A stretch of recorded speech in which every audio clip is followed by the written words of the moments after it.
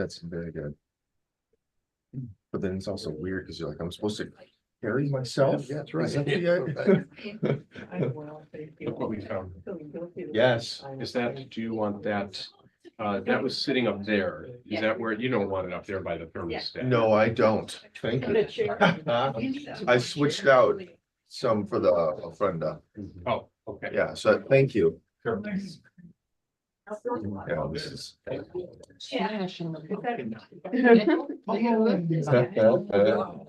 think that'll be fun.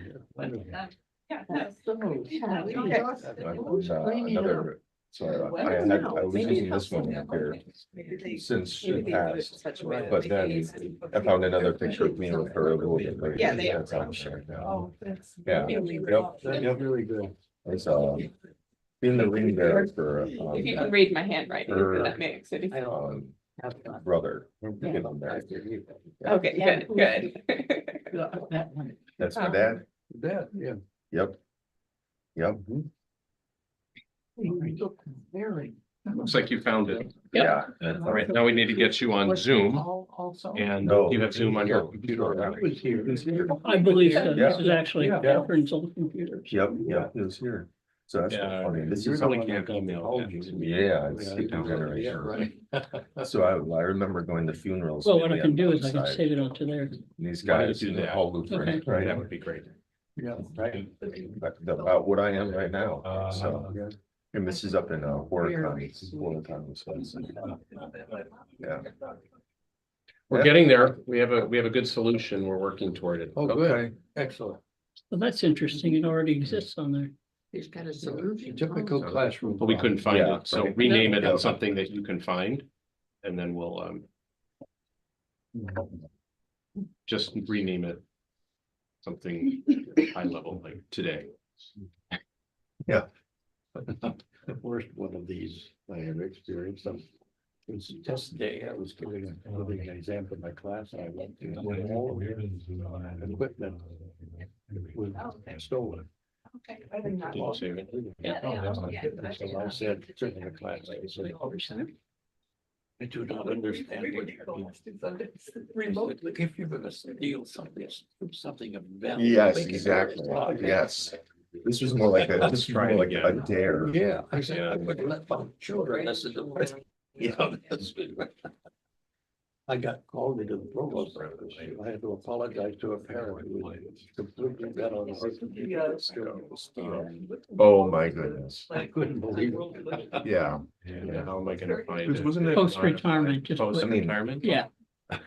wasn't it something like banging Ben Franklin Document, says get file damage. better to get hanged for a pound than a penny? Oh, of course. Let's see if we can. So it's like- Yeah. so he said that. I already had some. Exactly. Then if I drink it again, I'll just be I able don't to. think I was wrong. What- Right, right. Yeah, too much coffee. No. Can you try? No, you're Stuck. Yeah. Yeah. Strange. Have too much. Nobody. Then I would be able to. Right. We had a plan and now we have to try it again. So the file couldn't be opened. Oh, There was an was error. it corrupted? That's the worst. That's okay. That's okay. Okay, there's something wrong with the USB disk, we'll say. Hmm. But we have another disk we can use. Right, try this one. See? And then if that doesn't work, then you're just gonna have to talk and. I can do Yeah. it.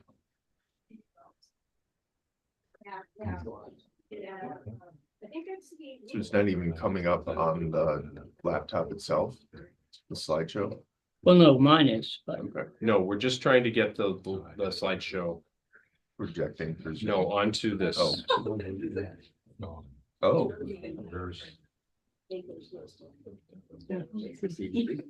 right. So that, yeah, if the file got corrupted, that would make it awesome. Right, did you save it? yeah.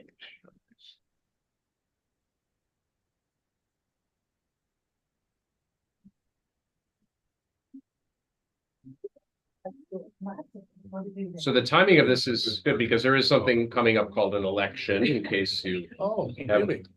aren't aware. I know. Is happy and family.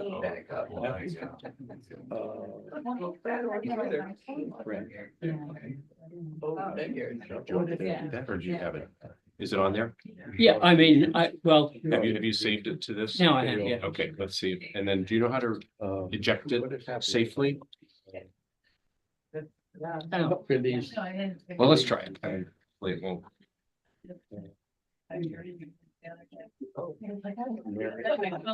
theoretically, it's supposed to be open. You know, they're supposed to eject but it. it's not.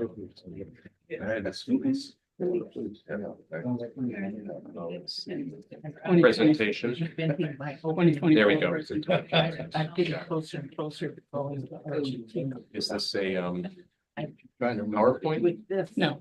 I Better. automatically Right. standing in front. and How do you get have it my show? Yeah, so just, right. And It's then a it'll PDF. translate, But it's Okay. always nice to. You see get rid of the first side. signs and my Yeah. fractures. This, Yeah. I don't know. Oh, this, Ah, yeah, right. there we go. Yeah. There you go. All right, so now let's go back to Zoom. And share my screen, and then you can sit here. Wow, Oh, look at that. hey. And then you can, do you know how to, you can. scroll Yeah, no, down, I can do or you that, yeah. You can scroll down. No, that part I can. Okay, and you can use, so why don't you sit over here Okay, and.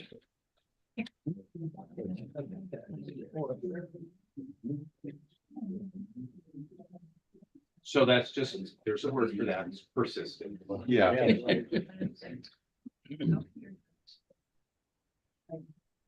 there we go. All cool.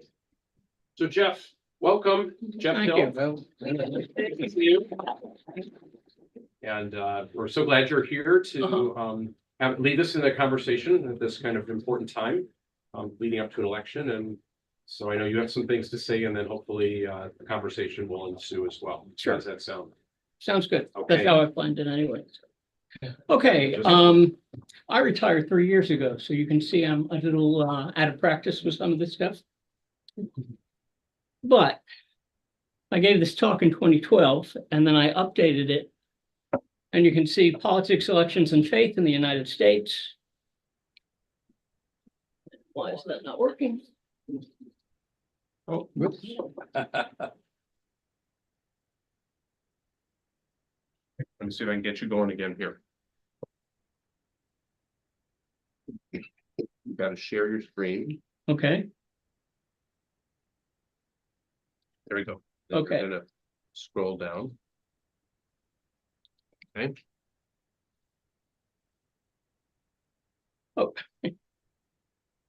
okay, so are we really a Christian nation? And I wanted to do it.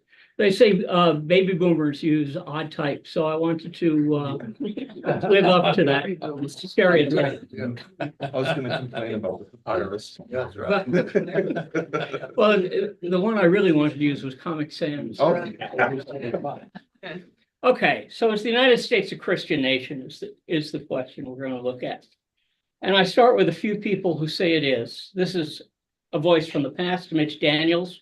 Some people thought he was going to be president, never worked out for him. Mhm. And he talks about making a city on the hill, which of course is a line from the Bible. And where we heard this before, it comes from Puritan John Winthrop, his 1630 sermon. Consider that we shall be as a city upon a hill. The eyes of all people are upon us. And you can see spellings changed over the years. And that actually isn't first said by John Winthrop. You are the light of the world. A city that is seen on a hill cannot be hidden. And that's Matthew 5:14. There are more recent people who said this. More recently, we have Josh Hawley, senator who gave a talk at the National Conservatism, the conference. And you can see what he says. And some will say now that I'm calling America a Christian nation.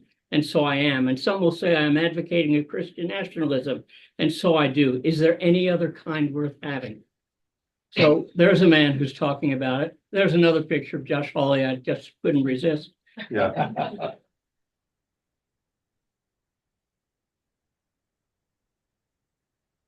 There's Michael Flynn, General Michael Flynn. Probably of the people I've shown the most committed to Christian nationalism. And there he says it very plainly. He tends to speak plainly. If we're going to have one nation under God, which we must, we have to have one religion, one nation under God and one religion under God, right? So that's a pretty specific kind of statement there. Yeah. The question that arises is which religion? I mean, we say, well, Christianity, but there are an awful lot of flavors of Christianity. I mean, this congregation, oh, I don't know, maybe it was 10 years ago, went through all kinds of convulsions over just that question. It was, So- 20, It was 20? 20 years ago. Wow. Well, That's all right. maybe been 10 years ago, but, Yeah. and I was completely oblivious. to it. Yeah, something like that. And then, of course, we have Donald Trump, who has also embraced it. And you can see something he makes of the national religious broadcasters. I really believe it's the biggest thing missing from this country. It's the biggest thing missing. We have to bring back our religion. We have to bring back Christianity in this country. And he's made other statements about, you know, his Christians, his wonderful Christians, and they won't have to vote after this time. So what is Christian nationalism? I have basically two statements here. One is from a former Christian nationalist who's a professor of religion out at University of San Francisco. And you can see there's the idea that Christian people should be privileged in some way, and that influence and that privilege is a result of the country being founded by and for Christians. He goes on to say there's a core belief that the story of the United States is one where it has been elected by God to play an exceptional role in human history. And as being chosen by God, it's the duty of all Christians to implement his will. Or more succinctly, are we a pluralistic democracy in which everyone is equal? Or are we a white Christian nation of a kind of promised land for European Christians? So you can see it's getting to be a fairly narrow definition of Christianity, one which I suspect doesn't always include the Episcopal Church. So are they correct? Is Christian nationalism something that really should be what the country is doing? Are we a Christian country? Well, demographically, it seems to be. And by that, you can look here. This shows the breakdown of religions and in the House, in the Senate, and also, which is interesting, in the population. You look at that last column. Yeah, we can't read that, but you'll have to highlight, you probably have to mention, call out a few things that you think are noteworthy. Okay, you'll notice that in the House, that's the top line. Let me see if I can make that bigger.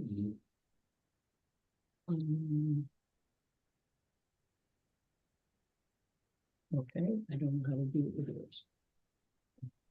Okay, so that top line, there are 384 Christians in the House of Representatives. That's at a 430 or 434. That's 88.5% of the population. 63%, only 63% of the population as a whole is Christian. Can anybody see that? No. Good. It's too small. What do you think is the largest denomination of Christianity? Catholic. Everybody? Baptist. In this country. Baptist is 40% of US. I'm sorry, no, that's pretty Protestant. broad, right? That's Protestant. Baptist is 11%. And Catholic, you're right, is 21%. Well, it's 21%. What's interesting among the population as a whole, if you looked at the third line up on the last column, there's unaffiliated. Now, there's but only one person in the Senate who is unaffiliated, who said they had no religion. But in the population as a whole, it's 29%, and that's growing. You can see this breakdown here. Oh, and which groups are overrepresented in particular? We can see that Baptists are overrepresented. We can see that where's Episcopalians specified? What I found interesting is Mormons were underrepresented, or no, they were, yeah, underrepresented. Jeff, would you decide or define over represented? Do you mean, what Um, does that mean exactly? Let's say they're 20% of a group in the population as a whole, but they're 35% of that group in the Congress. Thank you. That's good. Yeah. Yeah, our house number is 16. And then the US adults identifying as 1, so that's another overrepresentation. Yeah. right there. And people who are not Episcopalian, I tell them that's because, you know, we own everything. Right. Here's the same information, but now it's got a pretty chart, you know, pretty representation in red and blue. Blue, of course, are Democrats, red are Republicans. The top is the House, the bottom is the Senate. Given this huge preponderance of people who are church, so to speak, we find that the House, just the House, passed 37-9, a resolution recognizing the importance of Christmas and the Christian faith. Now, this is one of these things people can campaign on.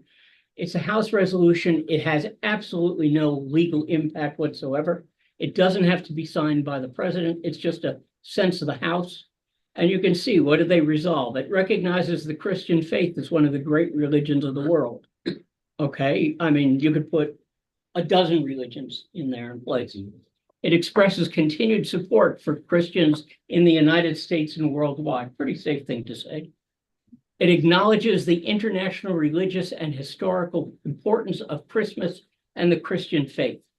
Okay, Christmas, well, it's important for the economy.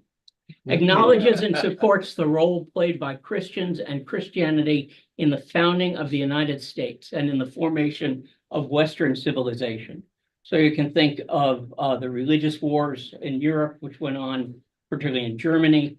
And there are some people who argue that the American Revolution was actually an uprising against Roman Catholics or fear of Roman Catholics in Canada. So that's a stretch, I think. But Yeah. rejects bigotry and persecution directed against Christians. I mean, quick, hold up your hands, all of you who are in favor of bigotry and persecution against anyone. And it expresses its deepest respect. Okay, that's pretty much a nothing resolution. But if you're conservative, if you have a religious district, that's something you can say, look what I've done to represent your interests. So it's not surprising that they passed it. What's surprising to me is 19 people didn't vote for it. Well, I guess we're looking at that other chart with how many Christians are in the House. That means there's a significant amount of Christians who said, no, we shouldn't do this Okay. resolution. To me, that's what that says. Okay. Well, you know, the other thing I should say about religion in the House. When I was growing up, we were culturally Christian. That is, we had the Easter Bunny in the spring, we had Santa Claus in winter. And occasionally I had to fill out a form where it asked my religion. And I asked my parents, what should I put down? And they said, put down Protestant. Okay, there's no commitment to it. It's easy to do. You see the same thing there. Yeah, exactly. Okay, that anybody that the person who said that she was unaffiliated with church was what's her name from Arizona, Second. And why she would say that, I don't know. There's always one person, it seems, in every Congress, and I'm sure there are lots more, but they don't mention it. Now, in spite of everything we had here, I said it was 29% who are unaffiliated. What we have here is something, it was just in the papers a lot. You might have seen it. It's a book and findings by Ryan Burge, who's from Eastern Illinois University. And what he's finding is that more and more people are unaffiliated, nothing in particular. What he calls in his book, the nuns, where they come from and so forth. So that while Congress seems to be strongly representative by church people, more and more people are not churched. And it's not the atheists and the agnostics that are growing. It's the nothing in particular. This is where you hear the line, someone is spiritual but not religious, things like that. People who believe in some kind of supreme power or force or what have you. But generally, what these studies have found is people don't like organized religion. There's stuff missing. Oh, I guess I didn't get that. Okay. Okay, what about the wall of separation between church and state? What about the First Amendment? What does history say? There are, when the Speaker of the House first took the office, he went into a long explanation of why our understanding of the First Amendment is wrong. That it was Which speaker, you about the current one? current speaker, yeah. And his name just completely left my mind. This is, yeah, Like Johnson. this Thank is you. the blandest name you could think Yeah. of. So what about, he said that it's to protect religion, it's to protect, well, it was an interesting way. What does history say about this? Most of the early colonies had a state religion, and they persecuted all others. The Puritans didn't come here for religious freedom, they came here for religious dominance. They wanted to be the ones who were oppressing people. We have the Puritan view of religious liberty, which is all familists, I don't even know some of these things, antinomians, Anabaptists, and other enthusiasts shall have. See if I read it. Free liberty to keep away from us. Yes, Yeah. and just before the revolution, almost all colonies gave some support to churches. And this is where we have that term anti-disestablishmentarianism. And it was something I learned when I was small. It was the biggest word, I still can't spell it. But this is what they're talking about. The Anglican Church was the state church in North and South Carolina, in Virginia, in Georgia, in Maryland, New York, and New Jersey. That meant that you paid taxes to it, and it was the official church of the state. In Massachusetts and Connecticut and New Hampshire, you had the Congregational Church. This was the home of the Puritans. Interestingly enough, there was no established church in Rhode Island, Pennsylvania, or Delaware. And this is before the Revolution. Now, by the way, during the Revolution, even though there's no established church, the Quakers in particular were discriminated against because they wouldn't fight, and that was seen as traitors. Pardon? So Christian. Well, I mean, yeah, the whole thing is pretty much. During and after the Revolution, things changed, sort of, okay? Connecticut maintains a state church, still the Congregational, but allowed non-members to pay taxes to their own Protestant church. And notice that that's a Protestant church, not other churches. Non-Protestants supported the state church. Massachusetts was similar to Connecticut. Delaware has no state church, has no taxes to churches, but full civil rights are granted only to Christians, and office holders had to affirm a belief in God and in the divine inspiration of the Bible. Pennsylvania was similar. North Carolina, no state church, and no taxes to churches, but government office is limited to Protestants who believed in the divine authority of the Bible. So we're limiting, you've heard the restrictions on office holding and voting early in the Constitution, early in the history. This was an additional one we tend not to hear as much about, but there were requirements for religion. There is no requirement of that kind in the Constitution now. South Carolina established the Christian Protestant religion, and religious and civil liberty was granted to all Protestants. Virginia suspends support of clergy, which I spelled wrong, in 1779.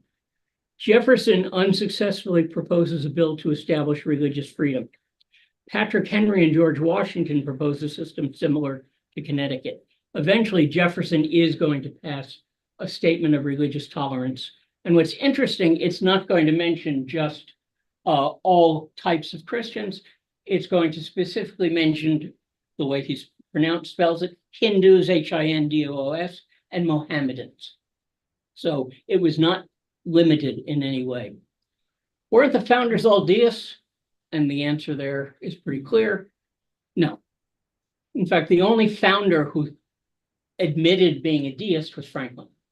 There are others who were deists, that is, they believed in a god and or a force, often referred to as the creator, the force of nature, things like that, and never referred to as Jesus. What did the founders believe? John Jay was actually a very religious individual.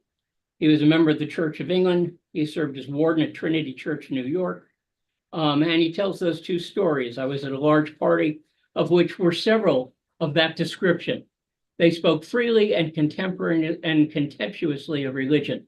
I took no part in the conversation. In the course of it, one of them asked me if I believed in Christ. I answered that I did, and I thank God I did. So you can see he's invited to a lot of parties. Providence has given to our people the choice of their rulers, and it is the duty as well as the privilege and interest of our Christian nation to select and prefer Christians for their rulers. Now, this is a man who served on the Supreme Court. And so we're not talking about an unimportant individual. Here's Jefferson. The nice thing about Thomas Jefferson, if you don't like what he said, wait a few years and you'll find that he said something else. He was a lifelong member of the Church of England and later on the Episcopal Church. But if you lived in the Tidewater part of Virginia, you joined that. I mean, that was just absolutely required to be part of society there. Concerning his faith, he wrote in a letter, "To the corruptions of Christianity I am indeed opposed, but not to the genuine precepts of Jesus himself. I am a Christian in the only sense in which he wished anyone to be," and notice he is not capitalized, "sincerely attached to his doctrines in preference to all others." And in the front of his personal Bible, which was not public until after he passed away, "I am a real Christian, that is to say, a disciple of the doctrines of Jesus. I have little doubt that our whole country will soon be rallied to the unity of our Creator." And again, notice he says Creator, not God. And these were not mistakes on my part. They were not capitalized. So Jeff, this Bible has the word God taken out. I know he took out all the miracles. No, it took out the word God. And he took out the word God also. At least the Bible they showed us when we were touring. Cool. I mean, I've never Yeah. seen that. I'd like Yeah. to see that. And where was it? In In Monticello? Yes.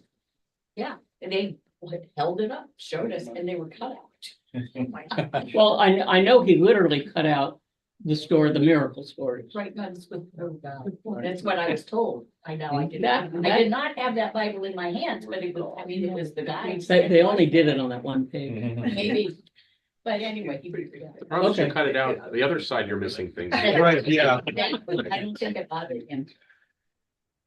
Washington was an Episcopalian. He served in the vestry. He supported the establishment religion in Virginia. He required his soldiers to attend religious services, and he made religious references in his writing and speeches. Now, that was very common throughout most of our history. One of the people who also did that was someone who was not particularly religious, and that was Abraham Lincoln. He has all kinds of biblical references in his work. And one story I heard about Lincoln is that there's a minister, and he says, "Everybody who is going to go to heaven, please stand." And everybody stands except for Lincoln. And then he asked Lincoln, you're not interested in going to heaven? He goes, "No, I'm going to the White House."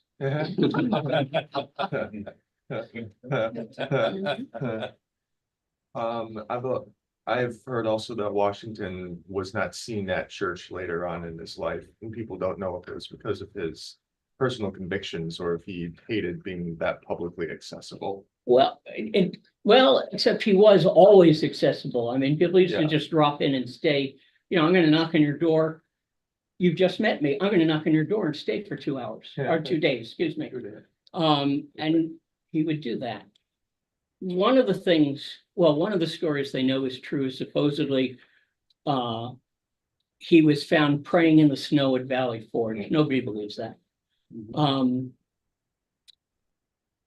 The other thing is he never took communion when he went to the Episcopal Church. He always left before that. So, and when he died, it was not sudden, it was long, it was prolonged. It was not a good way to go. At no time did he ask for a minister. But he listened to the old doctor who kept bleeding him. Oh, When there was okay. another doctor who just wanted to perform a tracheotomy, which probably would have saved his life. But little things you hear about. Notice here, we may unite in most humbly offering our prayers and supplications to the great Lord and ruler of nations. Some kind of supreme being, but who knows what that is? Well, what about the First Amendment? Well, there it is. Okay, it was designed to be a restriction on the power of the federal government. It did not apply to the states or till the 1940s.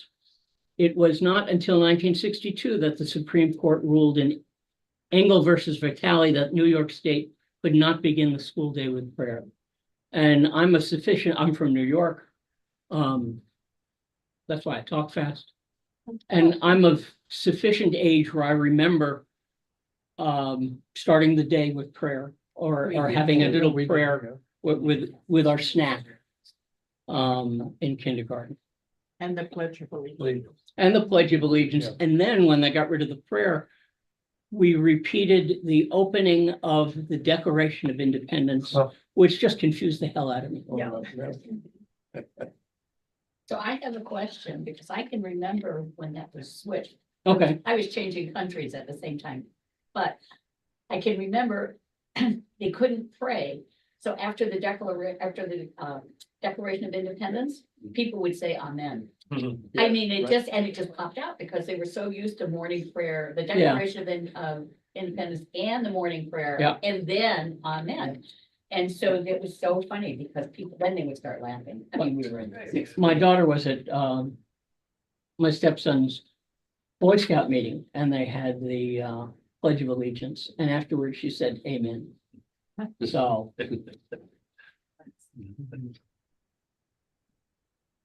So it's not until 1962 that the First Amendment applies to the state. Now, there is one other thing. That's true with every one of the Bill of Rights. They did not apply to the state governments until pretty much the 1960s. Okay, there's more to the story than I just told you. Washington used religious terms, but he rarely cited the Bible. He never spoke of Jesus. When he did go to, as I said, go to religious services, he never took communion, and on his deathbed, he did not ask for clergy. He is known for his letter to a Newport, Rhode Island synagogue condemning persecution, and you recall that Rhode Island was one of the colonies or states which did not have a state religion. Jefferson did extensive review of the Bible. He rewrote it, removing all kinds of passages. He kept that Bible's existence secret throughout his life. He's also noted for writing the bill for establishing religious freedom, which I made reference to. And then we just talked about okay, there's this. I know you can't read it, but I just wanted to show it. This was something for years, Hobby Lobby on Mhm. July 4th would have an advertisement. And I picked this particular year simply because it was easiest to read. You still can't read it, but it's more easily unread than the other ones. And what's interesting about it is there are no lies in it at all. Everything they say is true, but it's not complete. And I'm not going to go through it all because you can see it's fairly long, but there's the Atkins Bible. And it wasn't in this particular ad, but it has been said that that was authorized by Congress, that was the official Bible. And there were even some stories that Congress bought 2,000 copies of it. That part is not true. Congress did not buy 2,000 copies, but they did authorize it. And the story is this. When we were a colony, all of the printing of books was done in the UK, in Great Britain. Not here. When we had the revolution and afterwards, no books are coming out. So one publisher decides he's going to publish a Bible. And he has all these Bibles ready to go, and you got to sell them to make money. So he goes to Congress and says, wouldn't it be a great idea if you authorized this and sent it to all public schools and gave it to all soldiers? And just look at it and tell me what you think. And they gave it to the chaplain, and the chaplain looked at it and said, yep, it's a great Bible. It's accurate. That's what it looked like right there. It's accurate. He did a good job printing it. And that's it. So they authorized it as, you could say, a product of industry. And the Bible in particular, it was I don't know why it's singing, but That's, other people on Zoom are joining. Yeah, us. we're just, thank they're you. setting up the regular service. You could ignore it. Okay. The other thing they cite is a House Judiciary Committee report, which says how Christianity should be encouraged. There's also a Senate Judiciary report, which says much the same thing, except it talks about we are a Christian nation.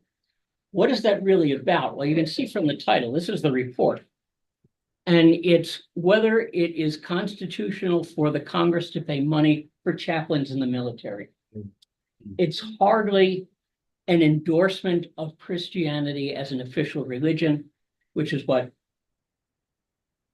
you hear from some people. It was just, yeah, we should have chaplains. And no one in particular. And, you know, if you read that, it's pretty obvious. You may not want to read that, but there's this Supreme Court decision, Church of Holy Trinity, a unanimous decision, they say, declaring America a Christian nation. In reality, what it did is there was an alien contract labor law, an anti-immigration law. And Congress, or the Supreme Court, ruled that that law did not prevent churches from contracting to bring pastors in from other countries. So you could bring them in from Scotland, as the Episcopal Church did. You could bring them in from Germany. It was okay. So this was not a huge constitutional decision. It was statutory interpretation. Not a big deal. But Justice David Brewer makes a comment in his decision about Christianity being important. He then goes into it in detail in a book years later. And you can see, if you read this, that it's real clear he does not believe that there's an official religion. He says the United States is not Christian in the sense that a profession of Christianity is a condition of holding office or otherwise engaging in public service. He's just saying it's something that we have demographically, but it's not an official religious statement. So their statement that, was it a unanimous decision? Yes. But was it a constitutional decision that the U.S. is a Christian nation? Not at all. It almost sounds like he's coming as close as possible to dissenting without actually dissenting.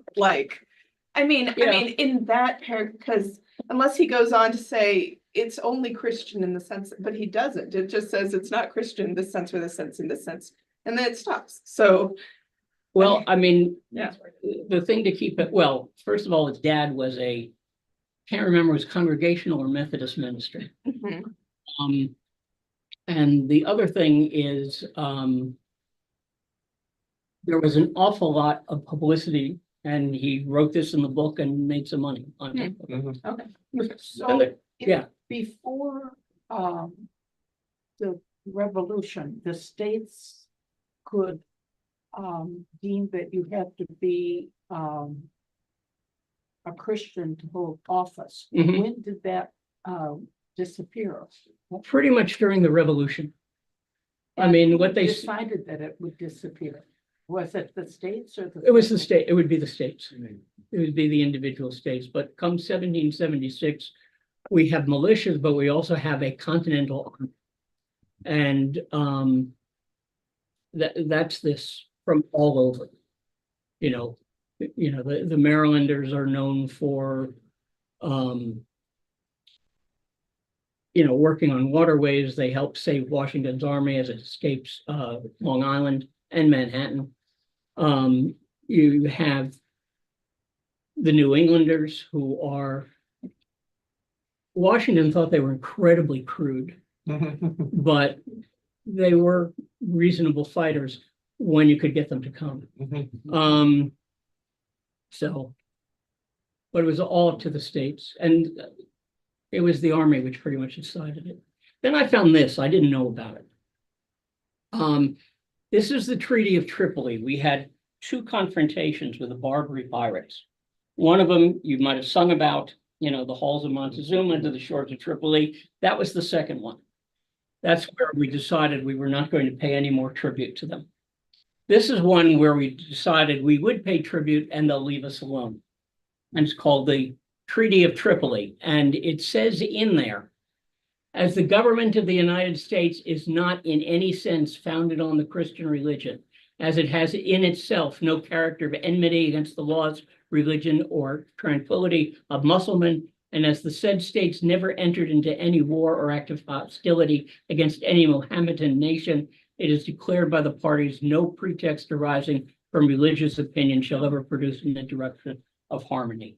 And basically that was put in there because this is a secular nation.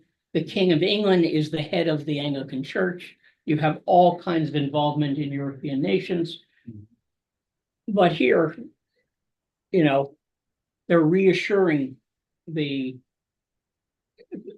leaders of Tripoli that they're not getting involved in any kind of religious warfare. So this brings up a couple questions. If you have some, that's fine, but I pose 2. If there's a wall of separation, taking the first one, the second one first, should we permit our political leaders to use their faith in making decisions? Or should we elect faithless people? And what about ourselves? We're all sitting here in a church. We argue that Christianity is part of our value system. How much should that play in our own decision of who to vote for? And I don't have an answer to any of those. I can think one off the top of my head because that's what I did for years, but. Or is there another question? This is an interesting point. 2 states. One who wants to put a Bible in every classroom, that's Oklahoma. Yeah. And then isn't it Louisiana that wants to have the 10 Commandments in every classroom? And that's going to go all the way to the Supreme Court, My daughter is teaching in Louisiana, in New Orleans, and it has to be specific signs. I said, so just get a magic marker and, a poster. No, that's not good enough. They have to have signs, has to be a certain type, clear, all that kind of thing. Which published by some manufacturing company who's going Which to version get of the 10 Commandments is that? I mean, when you read the 10 Commandments in various places, there's different, not different versions, there's more expansion of some of the commandments, so. The official one. Oh, It's in the Yeah. official one. And it's, Yeah. It should be in Hebrew, right? the one in Exodus is different from the one in Numbers. Sure. Or, So I feel, I've been playing with this too. So my tendency is one to be expansionist. So instead of excluding a type of religiosity, I want to be able to say that the Baha'is conviction ought to be as listened to from a Baha'i religious perspective in their draft of a policy, let's say. But I also, and so I've got like 2 things, and the second one is still going to be the secularism, again, is not excluding religious perspective, but it also needs to be expansive and kind of like a John Stuart Mill, the best for the most amount of people. So a lack of restriction or preference. So those are my kind of 2, like, let's include the religious conviction or support it, the fact that it exists, but then also making sure that we're not as exclusivist or privileging one religion. That's kind of where I want to go to. Okay, but in terms of your example of the Baha'i ideas, do we judge it because we have respect for the Baha'i faith, or do we judge it on the quality of the idea? I think that we can't say because I want to go with I would give the negative for the first one. We cannot say no to them, that idea, because it comes out of a Baha'i perspective. And then the other way around is actually when we judge it as part of, let's say, policy, then it needs to be the idea. I think that's how I want to answer it. Okay. Yeah. I mean, I just think it's inevitable that everyone will make decisions and policy choices, and leaders will try to make policy based on faith in a very broad sense, just their understanding of how the world works and what they trust in. And you know, and I just want to vote or on a more personal level, I want my choices and my actions to be based on how I try to make my choices and actions based on mercy and compassion. And I want to vote that way. So, you know, if someone says my Christian faith leads me to want to welcome the immigrant and house the houseless and things like that, then I want to vote for that person regardless of whether or not they say it's my Christian faith that makes me feel this way, or my Muslim faith, my Jewish faith, or my humanistic understanding that's not rooted in any faith. You know, what someone claims to believe in is less important to me than how they interpret that belief. And whether they interpret that belief in a way of inclusion or exclusion, mercy or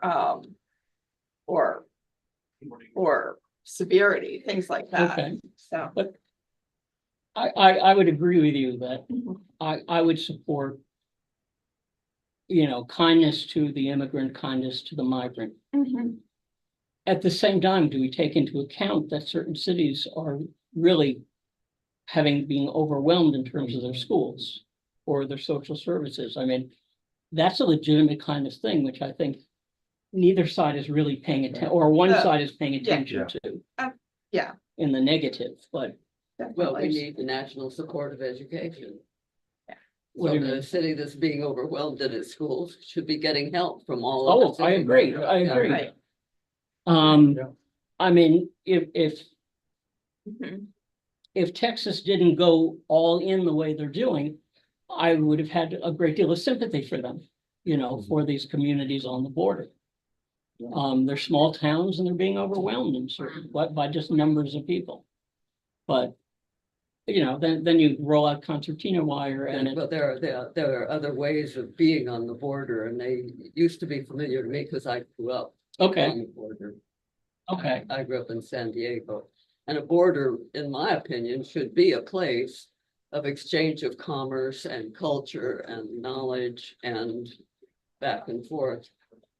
there are families who are on both sides.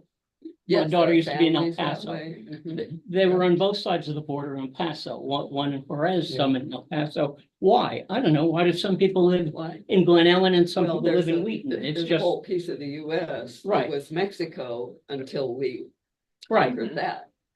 So those people, they're not immigrants, you know, they right. just were always there.